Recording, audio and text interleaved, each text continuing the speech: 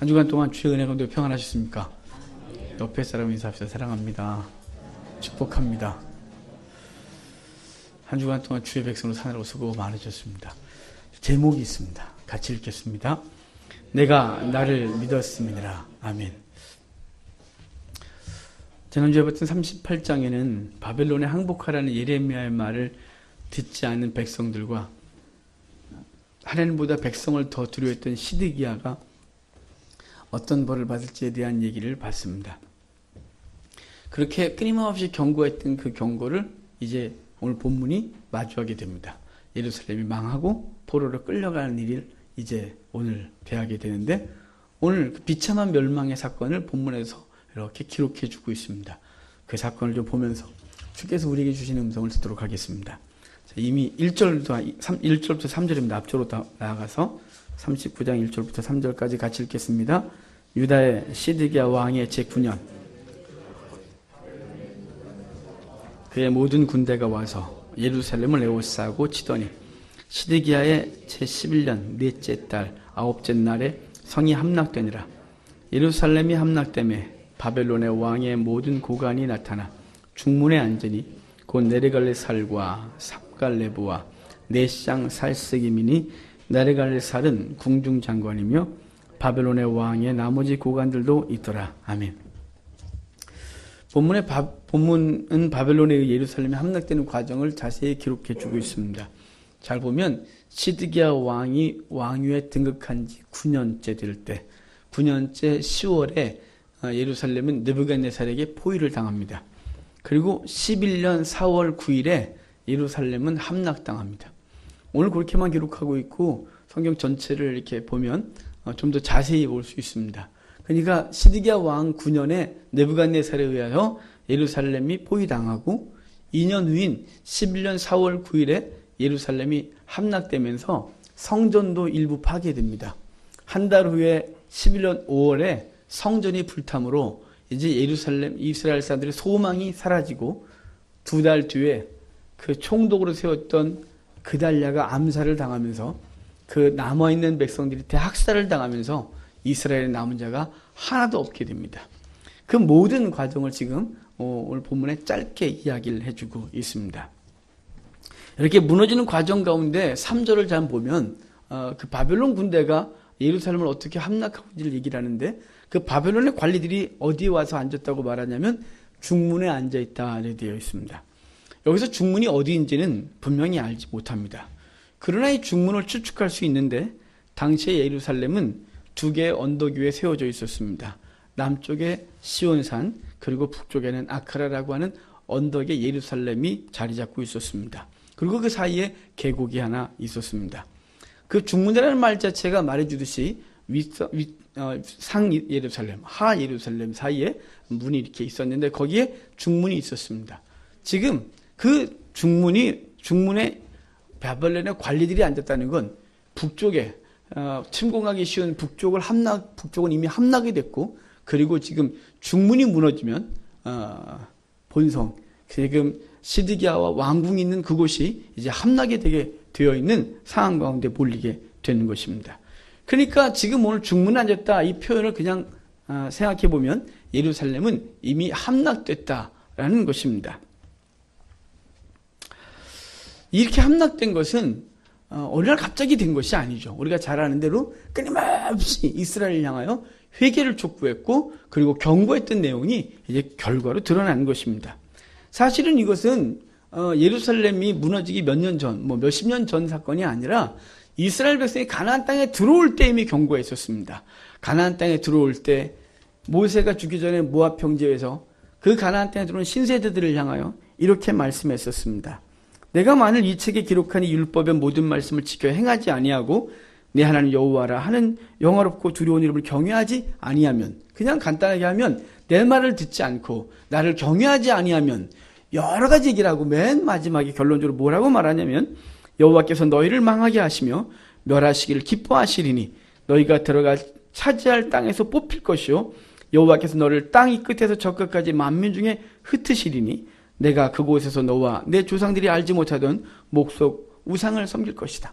그러니까 내 말을 듣지 아니하고 나를 경외하지 아니하면 너희가 들어가 살 땅에서 뽑힐 것이고 그리고 먼 곳으로 옮겨져서 그곳에서 너희가 원치 않는 신을 섬기는 그 불행한 일을 겪을 것이라고 예고되어 있었는데 그것이 지금 실현된 것입니다.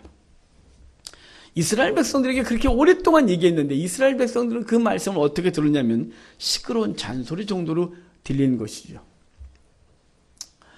그러니까 하나님의 말씀은 하나님의 말씀으로 진지하게 듣기보단 정말 귀찮다 이것이었죠. 시끄러운 잔소리 정도로 들었단 말이에요. 여러분, 지금 한국교회에서 수도 없이 하나님의 말씀이 증거되어지고 그 말씀에 돌이키기를 바라지만 지금 많은 사람들의 모습은 그냥 듣는 것으로 족한 거죠. 목사들은 다 저런 소리 하는 거야. 교회에서는 원래 그런 소리 하는 거지. 성경은 원래 그래. 요새 황 목사가 계속 저런 소리만 하네? 시끄럽고 그런 잔소리를 들리고 있다면 우린 지금 예루살렘의 함락을 생각해야 합니다. 그것이 시끄럽고 시끄러운 잔소리를 들리지 아니하고 여호와의 진지한 말씀으로 들려야 우리의 영혼에 유익이 있고 우리의 삶에 하나님의 돌보신가 계속해서 안식을 주심이 있다는 사실을 기억하시길 바랍니다. 이렇게 나라가 망할 때 시드기야가 한 행동이 있어요. 자, 그 행동을 읽겠습니다. 4절입니다. 같이 읽겠습니다. 유다의 시드기야 왕과 모든 군사가 그들을 보고 도망하되 밤에 왕의 동산길을 따라 두담 샘문을 통하여 성읍을 벗어나서 아라바로 갔더니 아멘. 성이 함락됐습니다. 성이 함락될 때 시드기야가 무슨 짓을 하냐면 그는 도망갔다 이렇게 되어 있어요. 북쪽이 이미 함락을 당했고 중문에 앉았던 그들이 중문도 무너뜨리고 지금 내려왔습니다. 그럴 때 이 시드기야와 자녀들과 귀족들은 남쪽의 실로암 문 곁에 왕의 동산이 있었는데 그 사이에 어떤 비밀 통로가 있었다고 보여줘요. 그리 도망을 가서 아라바로 갔다 이렇게 말하고 있습니다. 그는 성이 함락되어 백성들이 바벨론에게 도륙을 당할 때 그 백성들을 보호하려고 하기보다는 지만 살겠다고 도망가는 사람이었습니다. 그는 과거의 현재나 변함이 없어요. 시드기야는 끊임없이 하나님의 말씀을 들었어요. 그래서 시드기야가 여호와의 말씀을 듣고 나서 어쩔까 고민했지만 그는 자신의 안위만 생각했어요. 자신이 백성들에게 망신을 당할까 두려워했고 자신이 바벨론 앞에서 무릎 꿇기 싫었고 그래서 백성들을 여호와의 말씀을 듣지 못하게 하고 그리고 여호와의 말씀을 전하는 사람을 박해했습니다. 그런데 지금 자기 때문에 백성들은 도륙을 당하는데 지는 자기만 살겠다고 도망을 가고 있는 이 위인을 보고 있는 것입니다. 이 시드기야의 행동은 처음부터 끝까지 백성들은 생각하지 아니하고 자신의 안위만 생각하는 자였다 이것입니다. 왕의 이런 모습은 에스겔서 12장에서 이미 행동으로 예고했었어요. 그는 행장을 꾸려서 지금 담을 왔다 갔다 하는 행동을 통해 뭐라고 말했냐면 후에 이 예루살렘이 무너지고 시드기야와 그 귀족들이 이렇게 포로로 끌려올 것이라고 예고했었는데 지금 그 일이 성취가 된 것이에요. 예레미야가 말하고 에스겔이 말하고 하나님 앞에 거룩하게 선자들이 끊임없이 얘기했지만 그것은 들려지지 않았어요. 그것을 들을 때 자신만 생각했어요. 자기가 그것을 듣지 아니하면 백성들이 어떻게 될지에 대한 결과를 생각하지 않았어요. 지금 이 시대로 할까요? 하나님의 백성, 하나님의 종들이 일명 하나님의 종들이라고 말하는 사람들이 자신들이 지금 목회를 하면서 어떻게 안정된 목회를 할까만 고민할 뿐 이 땅의 백성들과 한국교회 영혼들이 지금 어디로 가는지 고민하지 않는 것이에요. 지금 자기만 등 따시고 배부르고 교회가 안정되면 그것으로 족한 것이고 성도들이 지금 어디로 가는지를 보지를 못하고 있는 것이에요. 자기가 막아서고 있는 것이죠. 고의적으로 막아서고 있는 것이에요. 여러분 아닌 것이에요. 하나님 앞에서 듣는 자가 바로 듣고 바르게 전하지 아니하면 백성들은 만으로 여기고 그리고 결국은 망하게 되어지고 그때 누구도 원망할 수 없는 그 비참한 현실을 우리는 겪게 될 것이라는 것입니다. 우리는 한국교회는 위기다 이렇게 말하고 있죠. 지난주에 수요일 예배를 이제 1년 과정 성경 강좌가 마치는 바람에 수요일 날 뭘 하지? 고민이 빠졌어요. 한 달 동안 해야 되는데 그렇다고 뭐 이렇게 어설프게 하다 멈출 수도 없고 뭐 시리즈를 좀 해야 되겠다 싶은 고민을 일주일 동안 하다가 5대 제사를 5주가 되기 때문에 수요일이 5주 동안 제가 해야 돼서 5주를 뭘 하지 그러다가 5대 제사를 해야 되겠다 싶어서 번제에 대한 걸 그동안 하지만 좀 더 풍성하게 하고 싶어서 인터넷에 번제라는 걸 검색을 했어요. 그랬더니 번제 검색했더니 뭐가 나오냐면 1,000번제만 쫙 나오는 거예요. 번제 얘기가 안 나오고 1000번제만 수도 없이 나오는 거예요. 나 번제 찾았는데 1000번제가 나오는데 거기에 그 평신도의 글이 있었어요. 눈에 제목 자체가 빡 떴어요. 1000번이냐 1000번제냐 뭐 이런 식의 제목이었어요. 그래서 들어갔어요. 그랬더니 평신도가 하는 말이 그냥 결론이래요. 결론이. 이걸 목사님들이 모를까? 안다. 그 왜 목사님들이 계속해서 1000번제를 드리라고 할까? 눈 감고 있대요. 교회의 헌금을 더 걷기 위한 도구로 분명히 이게 1000번을 드린 게 아니라 1000마리의 번제를 하나님 앞에 감사하고 그렇게 드렸던 것을 눈 감고 있는 것이다 라고 평신도가 쓴 거예요. 그거 정말 얼굴이 화끈거리는 거 있죠. 눈 감고 있다 이 말이에요.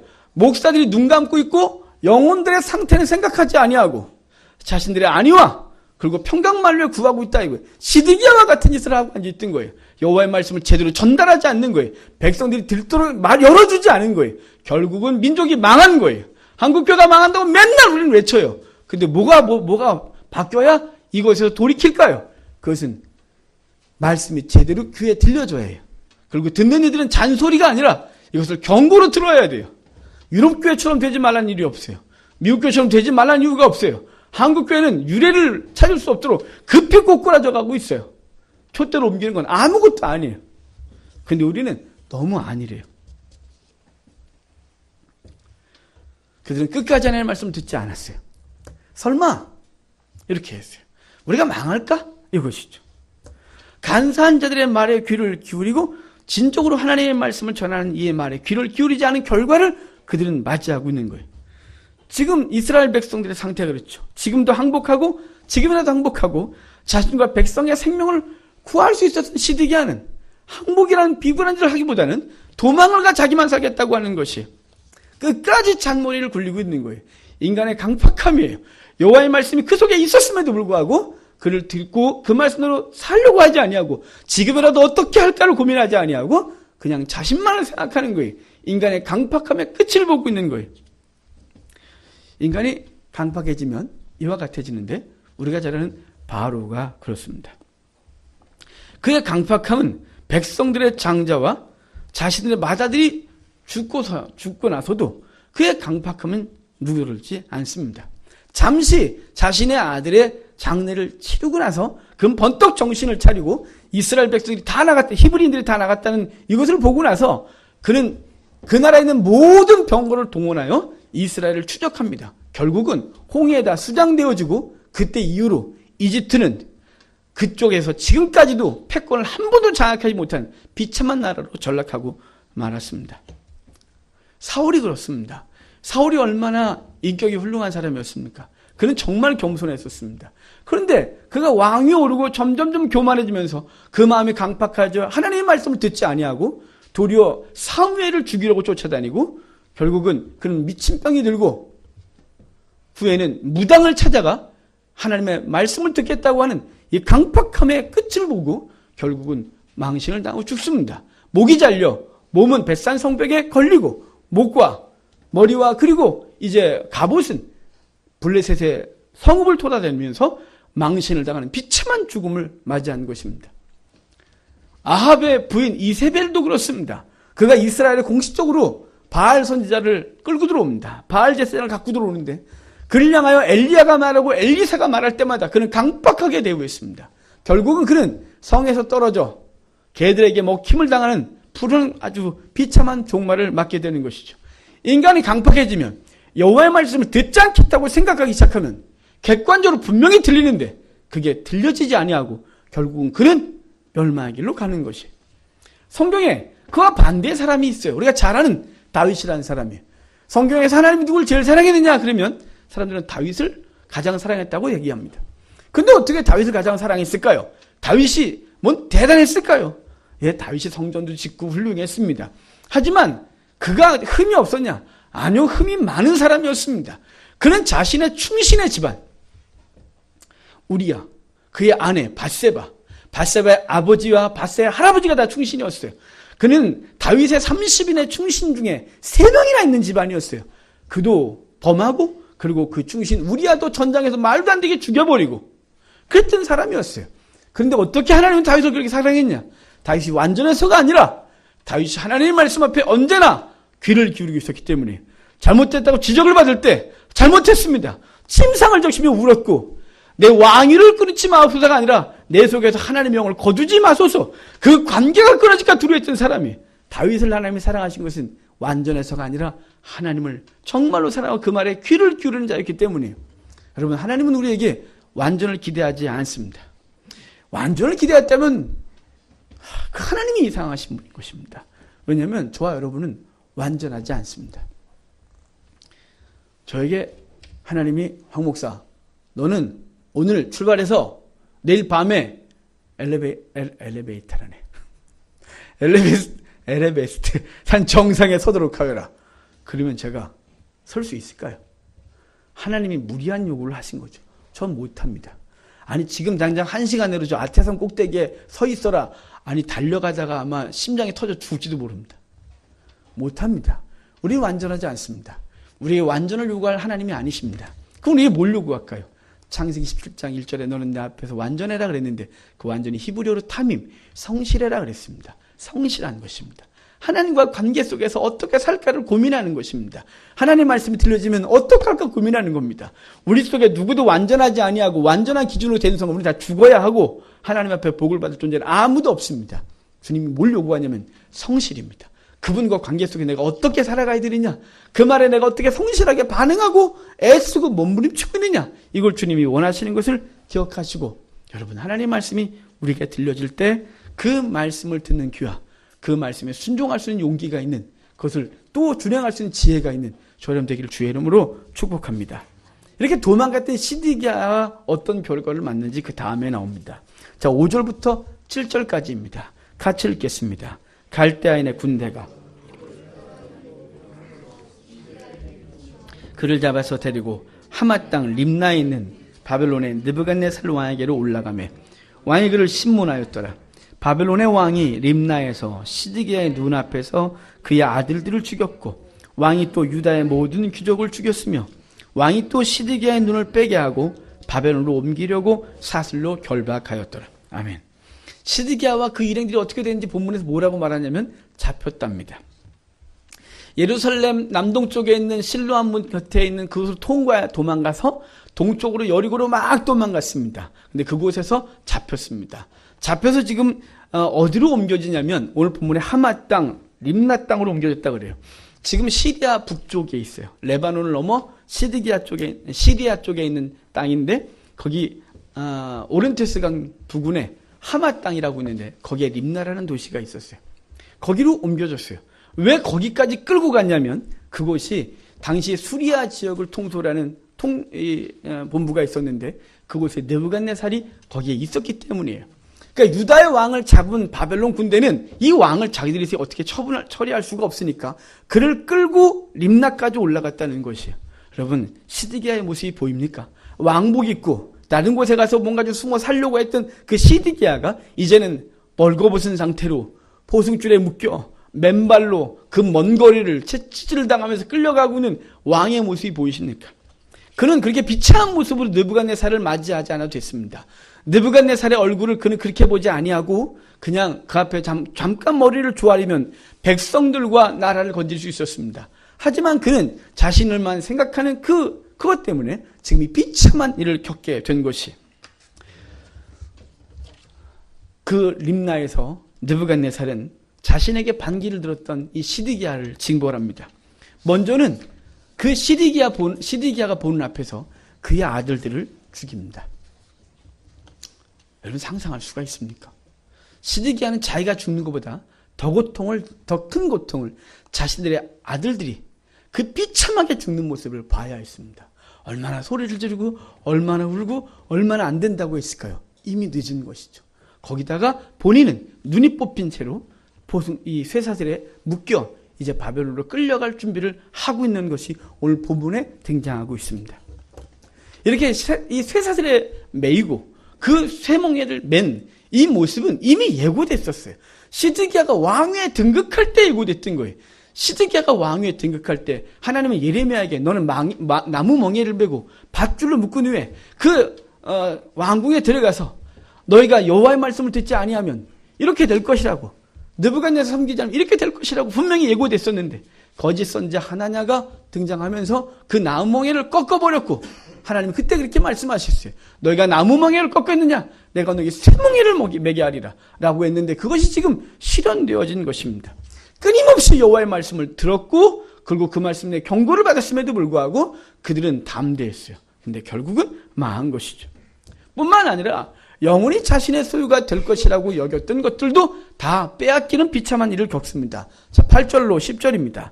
8절부터 10절까지 같이 읽겠습니다. 갈대아인들이 왕궁과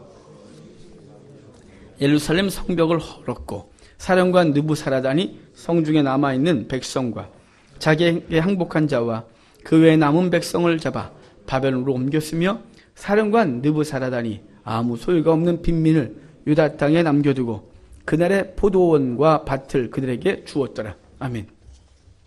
그들은 자신에게 주어진 그 땅이 영원히 자신들의 소유로 남아있을 거라고 생각했습니다. 특별히 성전이 있으니까 우리는 망하지 않는다. 이스라엘 백성들의 가장 큰 동기가 그거였어요. 그 원인이 그거였어요. 성전에 여호와 계신데 우리가 안 망하지.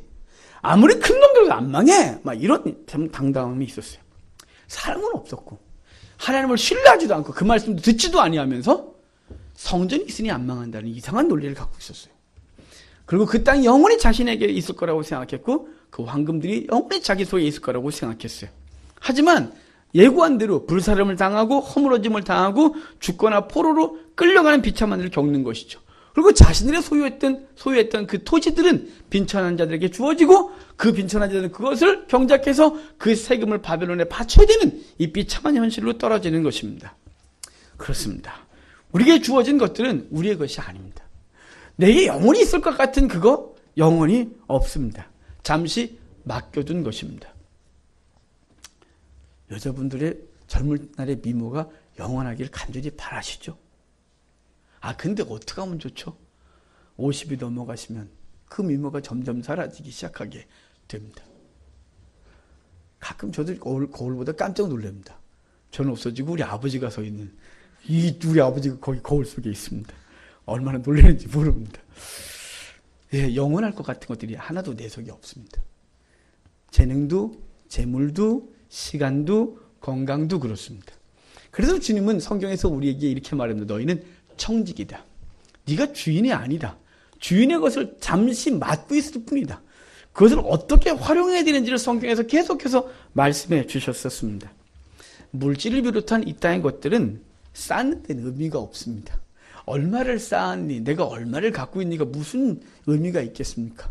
얼마 전에 그 김치통에 2억 원 들어있었던 것이 도둑 맞았다가 찾은 얘기 뉴스에서 나왔습니다. 그분 은행에 넣어놓으면 나라에서 받는 그거 못 받을까봐 김치통에 넣어놨답니다. 2억이 얼마큼 되는지 보고 싶습니다.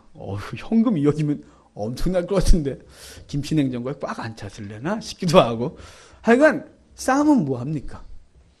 마치 그냥 하루아침에 어느 날 돈 확인하고 싶어서 그거 보고 싶은, 그거 보는 것 즐거움을 삼았던 그가 왔다가 사라지는 것을 보는 것이 우리의 모습일 것입니다.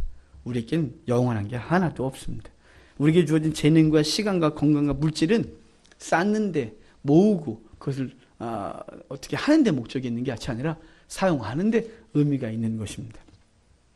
여러분, 이런 말 있지 않습니까? 흐르는 물은 썩지 않는다. 마찬가지입니다. 우리에게 주어진 거, 재능 잘 활용하여 더 풍성해집니다. 시간 활용하다 보면 12시간, 24시간이 훨씬 더 많이 활용되는 걸 보게 됩니다. 우리에게 있는 재물, 그것이 많고 적은 상관없습니다. 그것을 쌓으면 쌓을수록 많이 쌓고 싶어지지만 그것을 어떻게 사용하냐에 따라서 하나님 앞에서 아름다운 결과를 맺게 되는 것이죠. 성도 여러분, 우리에게 주어진 것 영원히 우리 것이 아닙니다. 이스라엘이 화려하고 웅장했던 성전 그리고 그 주변 땅들이 영원히 자기 것이라고 생각했지만 갑자기 밀어닥친 환란은 자기들에게서 다 빼앗아가고 말았습니다. 히스기야가 바벨론 사신들이 왔을 때 뭘 보여줘야 됐을까요? 성전에 가서 여호와 하나님을 보여줘야 됐습니다.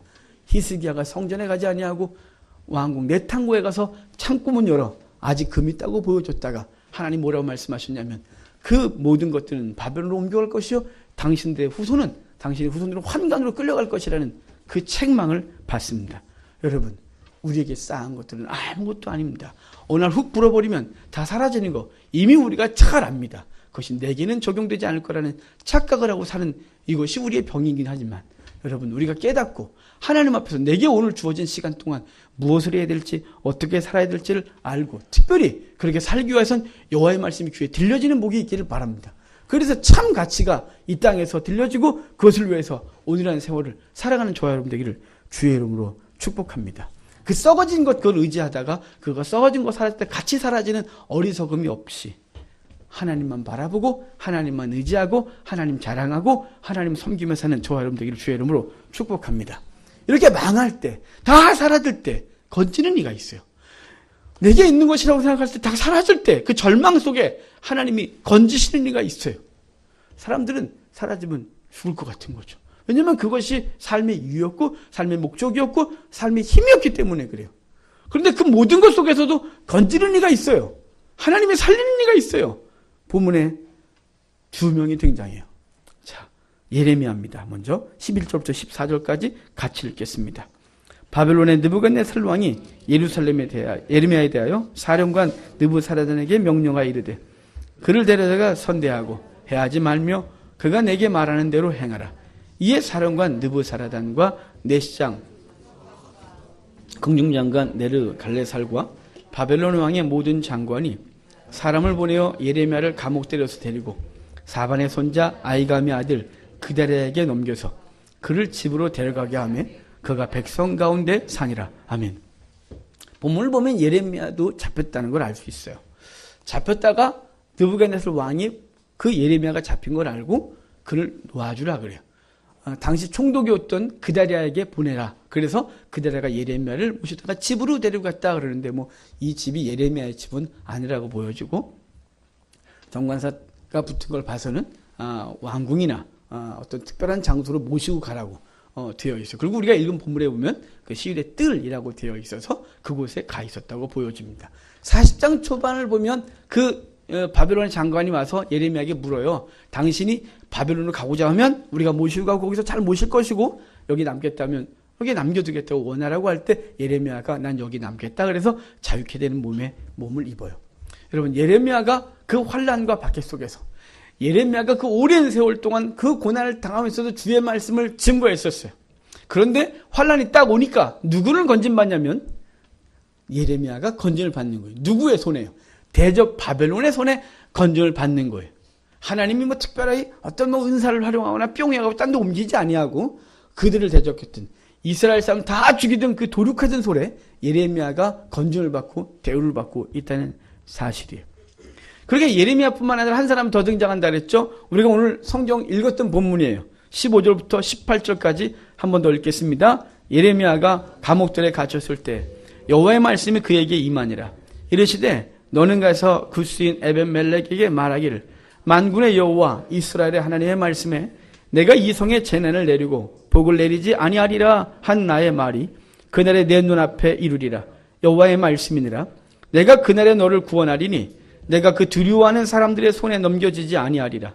내가 반드시 너를 구원할 것인즉 내가 칼에 죽지 아니하고 내가 노략물같이 내 목숨을 얻을 것이니 이는 내가 나를 믿었음이라. 여호와의 말씀이니라 하시더라. 아멘.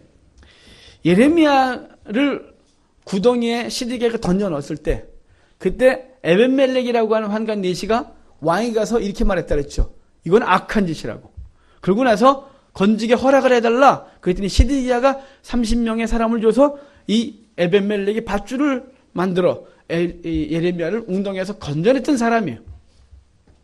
지금 환난의 때에 하나님은 그를 건져내고 있는 것입니다. 하나님은 당신의 백성들이 치른 희생을 절대로 잊지 않으십니다. 사도 바울은 디모데 후서를 쓰면서 자신이 네로 박해 때 소아시아에 잡혀 로마로 압송되어 사형 날짜만을 기다리던 때에 자신의 안전을 돌아보지도 않고 로마로 와서 자신을 돌봐주었던 한 사람의 이름을 기억합니다. 그가 오네시모로라는 사람이에요. 당시 네로의 박해로 크리스찬들이 다 잡혀 죽을 때 바울도 베드로도 감옥에 있었어요. 근데 오네시모로가 그 감옥에 면회 오는 거예요. 너도 그리스도인이야? 그러면 잡혀서 죽을 텐데 그거 개의치 아니하고 잡혀있는 성도들을 위로하고 그들을 돌보기 위하여 그는 수시로 왔대요. 그래서 하나님에게 바울은 편지를 쓰면서 하나님이 오네시모로와 그 가정을 돌보시기를 간절히 기도하고 있는 거예요. 요한 3서를 보면 가이오라는 사람이 등장해요. 이 가이오 전승에 의하면 사업하다가 망한 사람이래요. 그래서 몸에 병도 들었어요. 그런데 몸은 병들고 경제는 무너졌음에도 불구하고 그 지역에 오는 순회 전도자들을 잘 돌보고 전도할 수 돕고, 그리고 그가 갈 때 나름대로 선교를 계속할 수 있도록 지원해주는 일을 했던 거예요. 자기의 삶이 무너졌음에도 불구하고. 그래서 요한은 개인적으로 편지를 써서 하나님이 그에게 복을 주시기를 기도하고 있는 것이에요. 스가랴서 이렇게 돼 있어요. 하나님이 환난의 때 누구를 돌보시냐, 환난의 때 누구를 숨겨주셔서 그 생명을 건지냐라고 말할 때 스가랴서 2장 3절을 이렇게 말해요. 여호와의 규례를 지키는 세상의 모든 겸손한 자들아, 너희는 여호와를 찾으며 공의와 겸손을 구하라. 너희가 여호와의 분노의 날에 숨김을 얻으리라. 그러니까 하나님 앞에 바르게 행하는 자, 겸손한 자들, 여호와를 찾고 공의와 겸손을 구하는 자들은 환난의 때에 구속함을 얻겠다고 말씀해주고 있는 것입니다. 하나님은 당신의 백성들을 환난의 때에서 건지십니다. 하나님께서 세상을 심판하실 때 성도는 심판받지 않습니다. 에스겔서 9장을 보면 의인의 이마에 인을 치게 하신 후에 인이 이마에 없는 사람들을 다 죽이게 시키는 장면이 있습니다. 이 장면은 요한계시록 7장과 14장에 그대로 등장합니다. 하나님의 심판이 진행되려고 하니까 하나님이 잠깐 멈춰 그래놓고 이제 하나님의 종들의 이마에 인을 치라고 하고 그 인이 없는 자들을 심판하라고 말씀하셨습니다. 그러니까 성도는 심판받지 않습니다. 그러니까 이 시대에 주의 재림을 얘기를 하면서 환난을 얘기하는 것은 다 거짓 것이에요. 여러분, 결혼식 날 신부가 신랑을 기다리는 걸 무서워하면 그 결혼은 이상한 거 아니에요? 여기 결혼하신 분들 좀 결혼식 날 신랑이 오는 게 무서워서 덜덜 떨고서 결혼하신 분 계세요? 결혼하면 나 7년 동안 매맞을 텐데. 하지 말았어야지, 애초부터. 예. 주의 재림 때에 성도는 심판받지 않습니다. 성도는 이 땅에 살아가는 것 자체가 이미 믿음을 지켜 사는 것이기에 이미 싸우고 있는 것입니다. 어마어마한 희생을 치르고 있는 것입니다. 믿음 때문에 때로는 경제적 궁핍을 당하고, 믿음 때문에 때로는 손해를 보고, 믿음 때문에 목숨을 잃고 있는 2000년 동안 그 일을 계속했습니다. 이제 주님이 오시면 끝입니다. 주님이 오시면 당신의 백성들에게, 의로운 당신의 백성들에게 예루살렘에서 예레미야와 그리고 에벤멜렉과 그리고 또 한 사람 후에 바룩이라고 하는 예레미야의 서기관을 하나님이 환난에서 건져냈던 것처럼 심판할 때 당신의 백성은 반드시 건지시는 겁니다. 그러니까 여러분, 주의 백성은 심판받지 않습니다. 주의 재림을 강력하게 사모해도 손해볼 게 하나도 없고, 도리어 그날은 우리에게 잔칫날이 되는 것입니다. 이 땅에서의 고난과 환난과 갈등과 더 많이 모으려고 하고 더 많이 설려고 하고 나보다 나아지려고 하는 그 싸움을 끝내는 날인 것입니다. 그날을 기다려도 좋은데 이 땅의 성도들이 기다리지 않습니다. 그것은 그날을 재앙의 날로 가르친 이 바르지 않은 가르침 때문에 우리가 그날을 무서워하고 있는 것입니다. 성도는 심판받지 않습니다. 요한계시록 7장 14절에 그러면 성도는 어떻게 심판받지 않냐? 딱 하나의 조건이 어린 양의 보혈로 그것을 빤 거예요. 아무것도 없어요. 어린 양의 보혈로 그것을 빤 것이에요. 오늘 보면 맨 마지막에 에벤멜렉을 구원하신 근거를 얘기를 해요. 거기 뭐라고 되어 있어요? 이는 내가 나를 믿었음이라, 이거예요. 믿음, 그거 하나로 내가 너를 건지고 있다고 말씀하고 있는 거예요. 예레미야와 에벤멜렉이 구원받은 것은 믿음 때문입니다. 그들이 구원받은 유일한 근거, 그것은 믿음인 것입니다. 믿음을 지킨 것, 그거 하나밖에 아무것도 없습니다. 왕과 방백과 거짓 선자와 예루살렘이 부패한 제사장들이 예레미야를 대적하여 하나님의 말씀을 듣지 않을 때 예레미야는 끝까지 주의 말씀을 증거했던 그 믿음 때문에 건진받는 것입니다.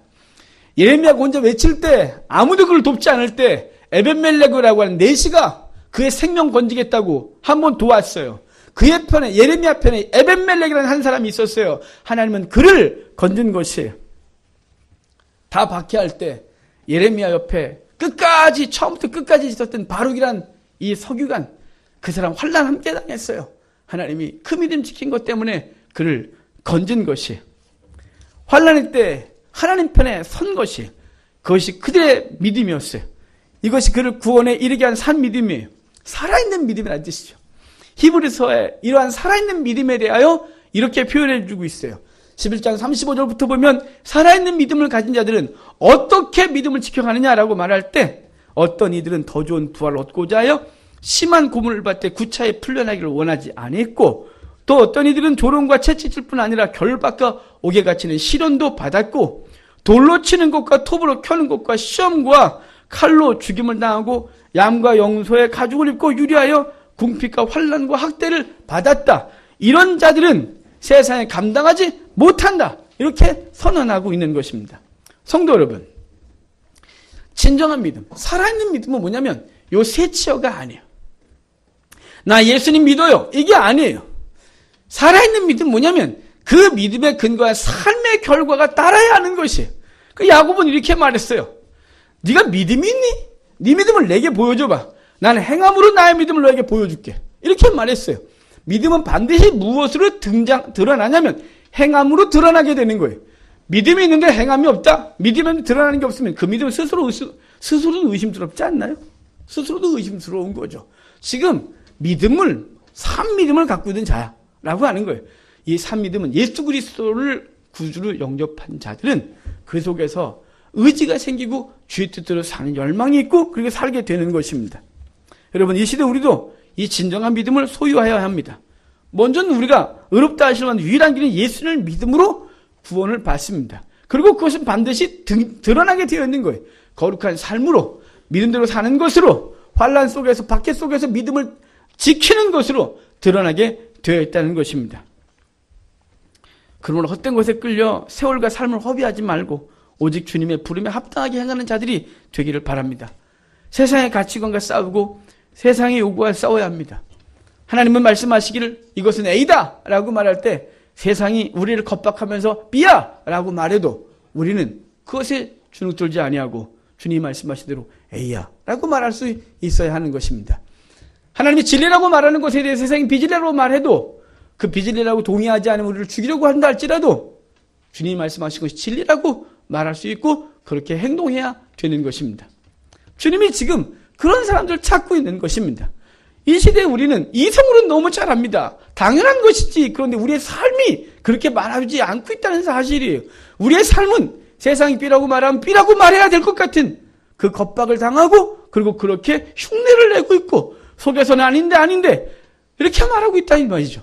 여러분, 그렇게 하지 마시고 우리 속에 분명히 주의 말씀이 진리라고 믿거든 삶 속에서도 이 공중곳에 잡은 자가 우리를 협박하고 그 공중곳에 잡은 가치관 우리를 막 유혹하고 그렇게 살아야 이 땅에 지혜롭게 사는 것이라고 그 말을 해도 그것에 귀 기울이지 아니하고 오직 주의 말씀만을 가지고 사는 저와 여러분 되기를 주의 이름으로 축복합니다. 사도 바울은 이 시대에 믿는 주의 백성이 어떻게 살아야 할지 말합니다.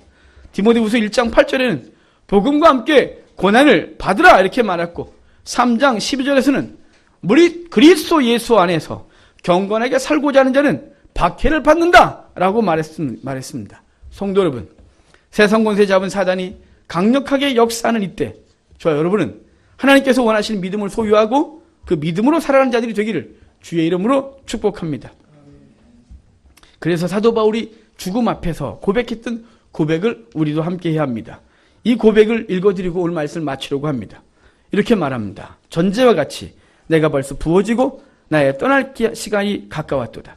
나는 선한 싸움을 싸우고 나의 달려갈 길을 마치고 믿음을 지켰으니 이제 후로는 나를 위하여 의의 면류관이 예비되었으므로 주 곧 의로우신 재판장이 그날에 내게 주실 것이며 내게만 아니라 주의 나타나심을 사모하는 모든 자에게 두니라. 아멘. 기도합시다.